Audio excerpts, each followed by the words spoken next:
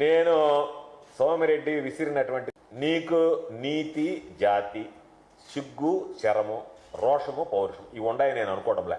ఈ మూడు నీ మనిషివా, నీ మనిషి జన్మ, నీది ఒక బ్రతుక. ఇంతకుముందు సగం పిచ్చోడు అనేవాళ్ళు నిన్ను, ఇప్పుడు పూర్తి పిచ్చోడు అయిపోయావు నువ్వు. అర్థమైంది. వైఎస్ఆర్సీపీ సర్వేపల్లి మాజీ ఎమ్మెల్యే మాజీ మంత్రి నెల్లూరు జిల్లా వైఎస్ఆర్సీపీ పార్టీ అధ్యక్షుడు కాకాని గోవర్ధన్ రెడ్డి ఉదయం లేచాడమ్మా బడవ. ఇతను నోటు గుండా మంచి మాటలే రావు. సాదా సీదా మనిషి కూడా ఇంత నిత్యంగా మాట్లాడు. ఒక మంత్రిగా, ఒక రాష్ట్రానికి మంత్రిగా చేశాడు. ఇతను ఉదయం లేస్తే సిగ్గు లజ్జ మానం మర్యాద అన్నీ వదిలేసి సిగ్గు విడిసి మాట్లాడుతా ఉన్నాడు ఈ కాకాని గోవర్ధన్ రెడ్డి. ఉదయం లేస్తే అదే పని. మీకెట్టా మంత్రులు ఇచ్చాడు ఈ జగన్మోహన్ రెడ్డి? ఒక్క మంత్రి అయినా సంసారబద్ధంగా మాట్లాడే వ్యక్తి ఎవరైనా ఉన్నారా? ఎవ్వడ లేడు.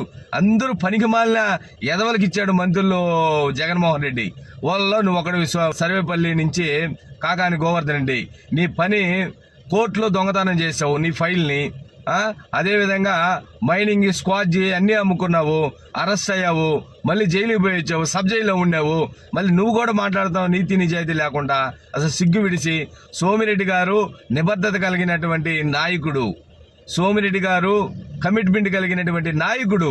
ఈరోజు సర్వేపల్లి కాన్స్టెన్సీలో 10 రూపాయల పని చేశారు అని అంటే అది సర్వేపల్లిలో, అది ఇప్పుడున్నటువంటి సోమిరెడ్డి చంద్రమోహన్ రెడ్డి గారే. నువ్వు ఎక్కడ చేసావా అని చెప్పి చూపించమంటున్నాం మేము.